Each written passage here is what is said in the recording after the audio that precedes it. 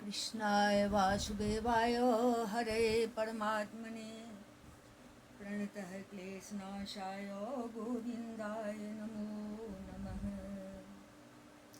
सच्चिदानन्दरूपाय विश्वोत्पत्त्यादिहेतवे तापत्रयविनाशाय श्रीकृष्णाय वयं नुमः।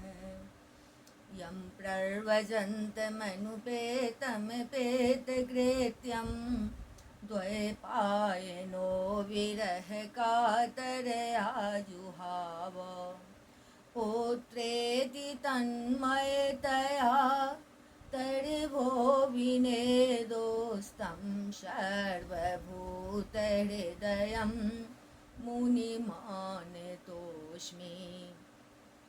निगमकल्पतरोर्गलितं फलं शुकमुखादिमितद्रवसंयुतं पिबत भागवतं रसमालयं मुहुरहो रसिका भुवि भावुका। ओम नमो भगवते वासुदेवाय। ओम श्री परमात्मने नमः। इस वीडियो में सभी साथियों, सभी भक्तगणों का हार्दिक स्वागत है, हार्दिक अभिनंदन है। श्रीमद् भागवत महापुराण के दशम स्कंद में 21वां जिसमें कि वेणु गीत का वर्णन किया गया है। श्री सुकुवाच इत्यं सरस्वच्छजलं पद्माकरसुगन्धिना न्यैविशद्वायुना वातं स गोपालकोच्युतः। श्री सुखदेव जी कहते हैं, परीक्षित, शरद ऋतु के कारण वह वन बड़ा सुंदर हो रहा था। जल निर्मल था और जलाशयों में खिले हुए कमलों की सुगंध से सनकर वायु मंद मंद चल रही थी। भगवान श्री कृष्ण ने गौओं और ग्वाल वालों के साथ उस वन में प्रवेश किया। कुसुमित वनराज सुस्मि भृंग द्विज कुल धृष्ट सरह सरिन महिग्रम मधुपतिरव गाह्य चारयन गाह सह पशुपाल बलश्चुपूज वेणु। सुंदर सुंदर पुष्पों से परिपूर्ण हरी हरी वृक्ष पंक्तियों में मतवाले भौरे स्थान स्थान पर गुनगुना रहे थे और तरह तरह के पक्षी झुंड के झुंड अलग अलग कलरव कर रहे थे, जिससे उस वन के सरोवर, नदियां और पर्वत सब के सब गूंजते रहते थे। मधुपति श्री कृष्ण ने बलराम जी और ग्वाल वालों के साथ उसके भीतर घुसकर गौओं को चराते हुए अपनी बांसुरी पर बड़ी मधुर तान छेड़ी। तद ब्रजस्त्रिय आश्रुत्य वेणुगीतं स्मरोदयं काश्चित् परोक्षं कृष्णस्य स्वसखिभ्यो अन्ववर्णयन्। श्री कृष्ण की वह बंसी ध्वनि भगवान के प्रति प्रेम भाव को, उनके मिलन की आकांक्षा को जगाने वाली थी। उसे सुनकर गोपियों का हृदय प्रेम से परिपूर्ण हो गया। वे एकांत में अपनी सखियों से उनके रूप, गुण और बंसी ध्वनि के प्रभाव का वर्णन करने लगी। तद वर्णयितुमारब्धा स्मरन्त्यः कृष्ण चेष्टितं नासकं स्मरवेगेन विक्षेप्त मनसो नृप। ब्रज की गोपियों ने बंसी ध्वनि का माधुर्य आपस में वर्णन करना चाहा तो अवश्य, परंतु बंसी का स्मरण होते ही उन्हें श्री कृष्ण की मधुर चेष्टाओं की, प्रेम पूर्ण चितवन, भौहों के इशारे और मधुर मुस्कान आदि की याद हो आई। उनकी भगवान से मिलने की आकांक्षा और भी बढ़ गई। उनका मन हाथ से निकल गया। वे मन ही मन वहां पहुंच गई जहां श्री कृष्ण थे। अब उनकी वाणी बोले कैसे, वे उसके वर्णन में असमर्थ हो गई। हरः पीडं नटवरवपुः कर्णयो कर्णिकारं बिभ्रदवाशः कनककपिशं वैजयन्तीं च मालाम् रन्ध्रान् वेणोरधरसुधया पूरयन् गोपवृन्देर्वृन्दारण्यस्वपदरमणं प्राविशद गीतकीर्तिः। वे मन ही मन देखने लगी कि श्री कृष्ण ग्वाल बालों के साथ वृंदावन में प्रवेश कर रहे हैं। उनके सिर पर मयूर पिच्छ है और कानों पर कनेर के पीले पीले पुष्प, शरीर पर सुनहला पीताम्बर और गले में 5 प्रकार के सुगंधित पुष्पों की बनी बैजंती माला है। रंगमंच पर अभिनय करते हुए श्रेष्ठ नट का सा क्या ही सुंदर वेश है। बांसुरी के छिद्रों को वे अपने अधरामृत से भर रहे हैं। उनके पीछे पीछे ग्वाल बाल उनकी लोक पावन कीर्ति का गान कर रहे हैं। इस प्रकार वैकुंठ से भी श्रेष्ठ वह वृंदावन धाम उनके चरण चिन्हों से और भी रमणीय बन गया। गोप्यः ऊचु अच्छन्वतां फलमिदं न परं विदामः सख्यः पशूननु विवेशयतोर्वयस्ये वक्त्रं व्रजेश सुतयोरनुवेणुजुष्टं येर्वा निपेतमनुरक्तकटाक्षमोक्षम्। अब इस प्रकार गोपियां इति वेणुरवं राजन् सर्वभूत मनोहरं श्रुत्वा प्रजस्त्रियः सर्वा वर्णयन्त्यो भिरे भिरे। इति वेणुरवं राजन् सर्वभूत मनोहरं श्रुत्वा प्रजस्त्रियः सर्वा वर्णयन्त्यो भिरे भिरे। अब सुखदेव जी कहते हैं परीक्षित जी से, परीक्षित यह बंसी ध्वनि जड़ चेतन समस्त भूतों का मन चुरा लेती है।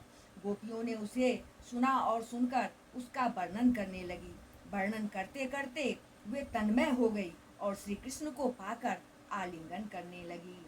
गोप्यः ऊचु अच्छन्वतां फलमिदं न परं विदामः सख्यः पशूननु विवेशयतोर्वयस्ये वक्त्रं व्रजेश सुतयोरनुवेणुजुष्टं येर्वा निपेतमनुरक्तकटाक्षमोक्षम्। गोपियाँ आपस में बातचीत करने लगी। अरे सखी, हमने तो आँख वालों के जीवन की और उनकी आँखों की बस यही इतनी ही सफलता समझी है, और तो हमें कुछ मालूम ही नहीं है वह कौन सा लाभ है। वह यही है कि जब श्याम सुंदर श्री कृष्ण और गौर सुंदर बलराम ग्वाल बालों के साथ गायों को हाँक कर वन में ले जा रहे हों या लौटाकर ब्रज में ला रहे हों, उन्होंने अपने अधरों पर मुरलीधर रखी हो और प्रेम भरी तिरछी चितवन से हमारी ओर देख रहे हों, उस समय हम उनकी मुख माधुरी का पान करती रहें, बस यही आकांक्षा है। च्युत प्रबालरवहवस्तव कोत्पलाब्ज मालानुप्रेक्त परिधान विचित्र वेशो मध्ये विरेजतुरलं पशुपाल गोष्ठ्यां रंगे यथा नटवरो क्वच गायमानो। अरे सखी, जब वे आम की नई कोपलें, मोरों के पंख, फूलों के गुच्छे, रंग बिरंगे कमल और कुमुद की मालाएं धारण कर लेते हैं, श्री कृष्ण के सांवरे शरीर पर पीताम्बर और बलराम के गोरे शरीर पर नीलांबर फहराने लगता है, तब उनका वेश बड़ा ही विचित्र बन जाता है।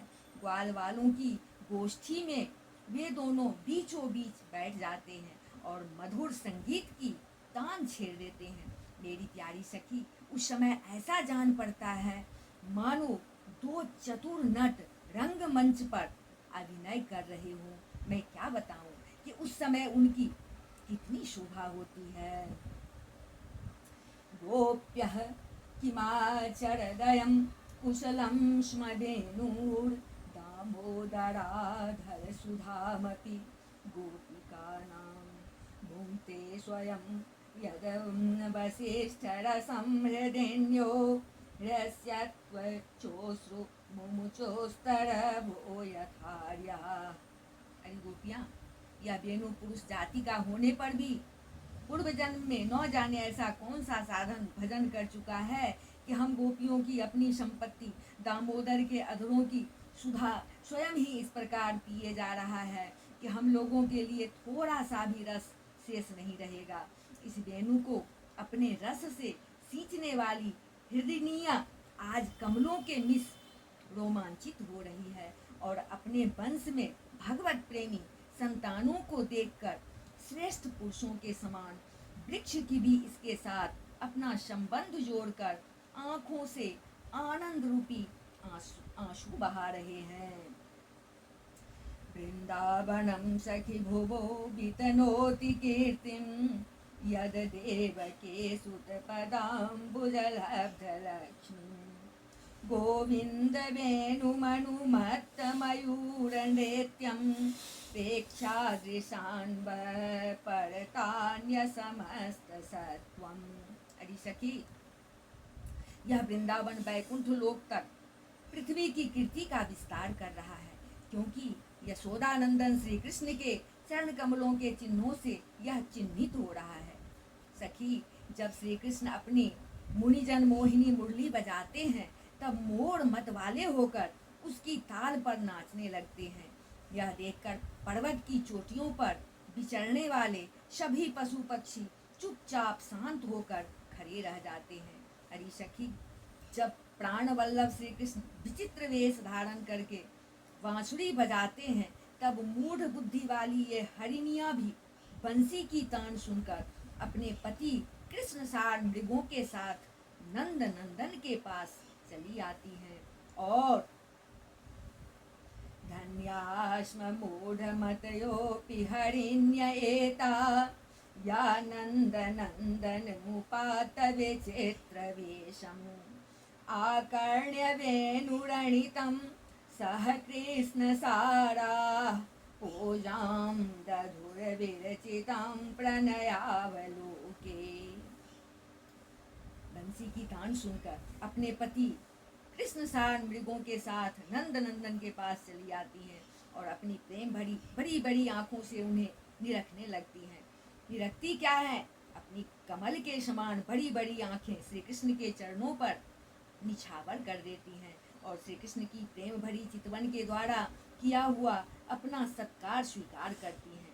वास्तव में उनका जीवन धन्य है। हम वृंदावन की गोपी होने पर भी इस प्रकार उन पर अपने को निछावर नहीं कर पाती। हमारे घर वाले कूटने लगते हैं, कितनी विडंबना है।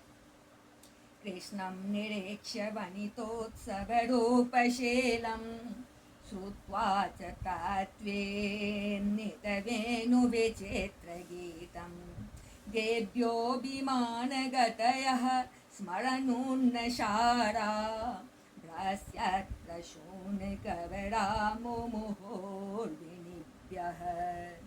अरे सखी, हरिणियों की तो बात ही क्या है। स्वर्ग की देवियां जब युक्तियों को आनंदित करने वाले सौंदर्य और शील के खजाने श्री कृष्ण को देखती हैं और बांसुरी पर उनके द्वारा गाया हुआ मधुर संगीत सुनती हैं, तब उनके चित्र विचित्र आलाप सुनकर वे अपने विमान पर ही शुद्ध बुद्ध हो बैठती हैं, मूर्छित हो जाती हैं। यह कैसे मालूम हुआ सखी? सुनो तो, जब उनके हृदय में श्री कृष्ण से मिलने की तीव्र आकांक्षा जग जाती है तब वे अपना धीरज खो बैठती हैं, बेहोश हो जाती हैं। उन्हें इस बात का भी पता नहीं चलता कि उनकी चोटियों में गुथे हुए फूल पृथ्वी पर गिर रहे हैं। यहाँ तक कि उन्हें अपनी साड़ी का भी पता नहीं रहता। वह कमर से खिसक कर जमीन पर गिर जाती है। गावश्च कृष्ण मुख निर्गत वेणुगीत पेयो समोत्तभित कर्णपुटे पिबन्त्यः शावाश्नुतस्य स्तनपयः कवलाश्मतस्थोर्गोविन्दमात्मनिदृशाश्रुकलास्पृशन्ति। प्रत्यय। अरे सखी, तुम देवियों की बात क्या कर रही हो? इन गौओं को नहीं देखती? जब हमारे कृष्ण प्यारे अपने मुख से बांसुरी में स्वर भरते हैं और गौएं उनका मधुर संगीत सुनती हैं, तब ये अपने दोनों कानों के दोने संभाल लेती हैं, खड़े कर लेती हैं और मानो उनसे अमृत पी रही हो।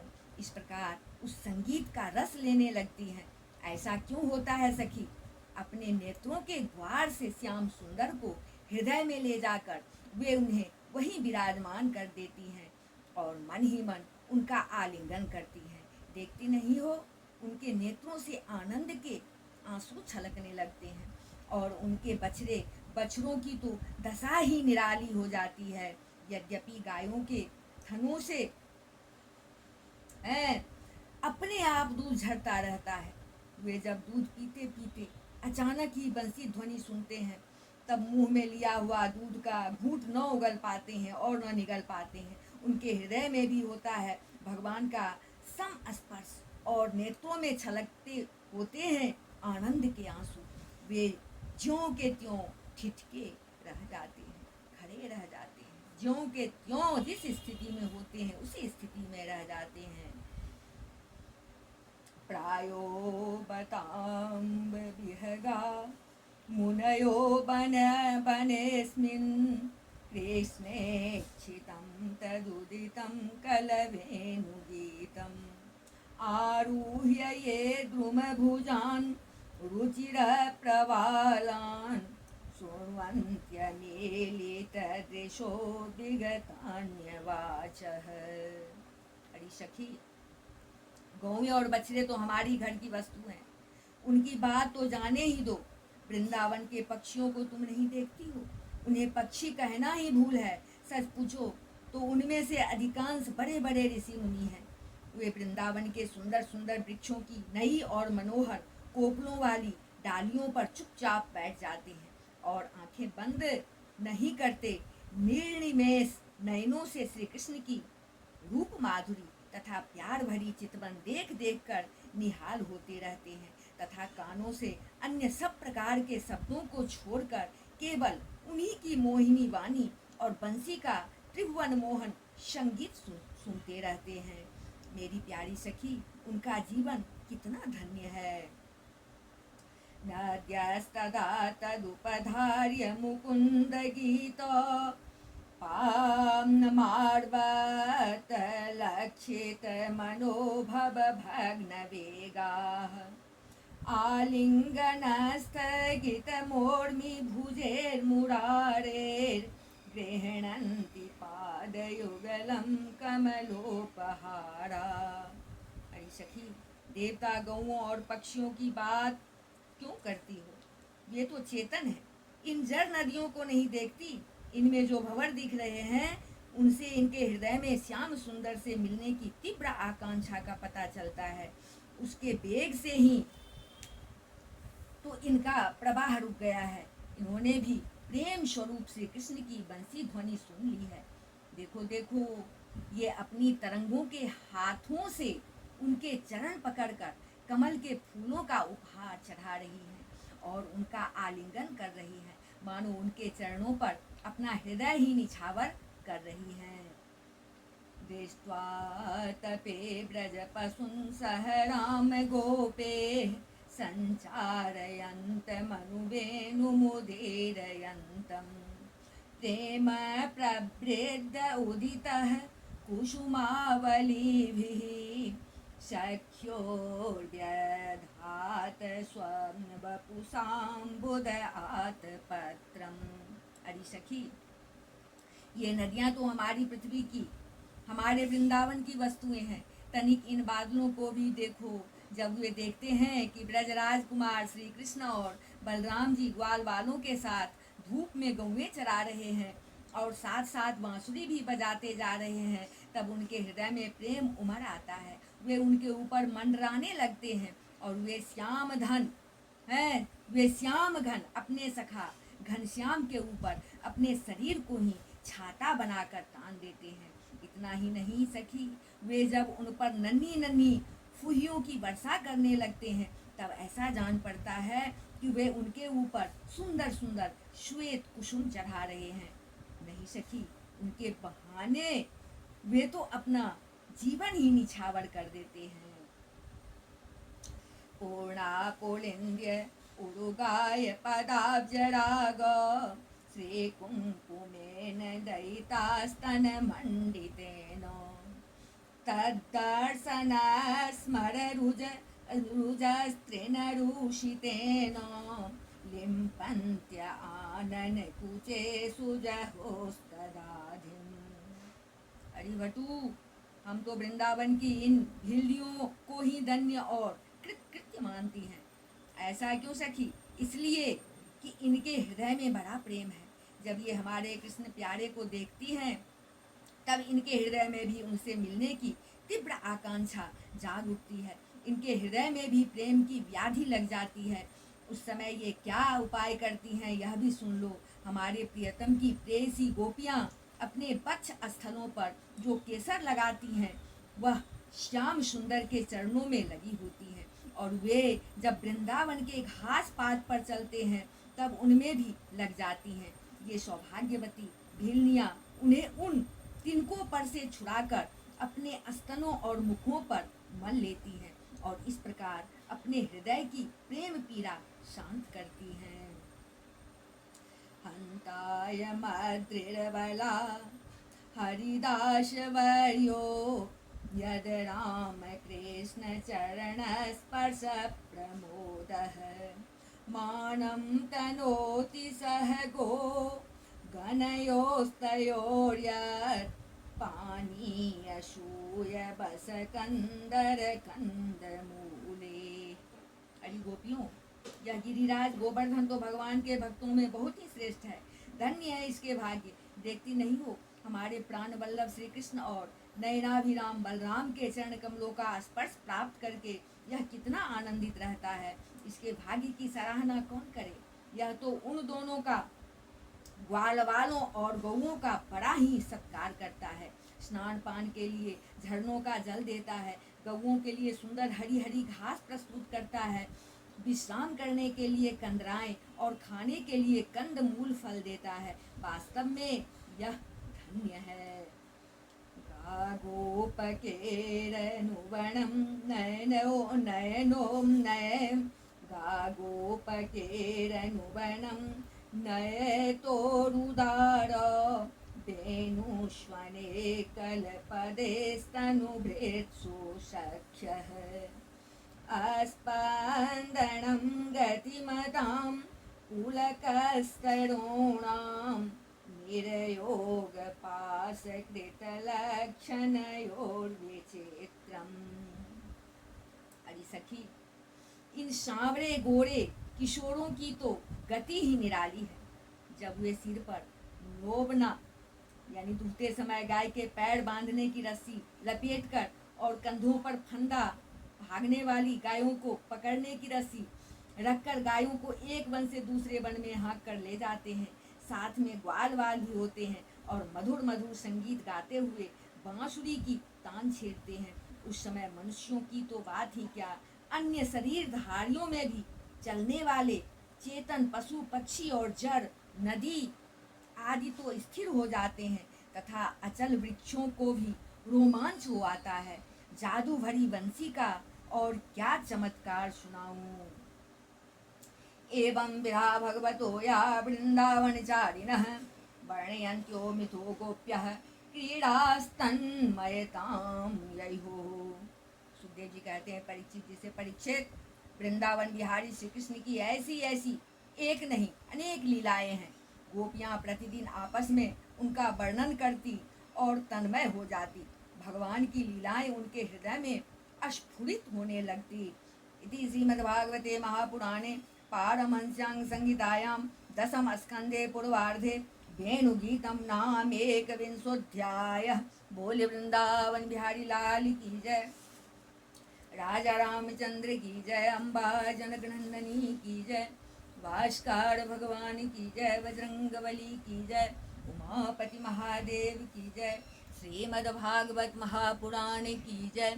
बोलिए सब संतन की जय। जय जय श्री राधे।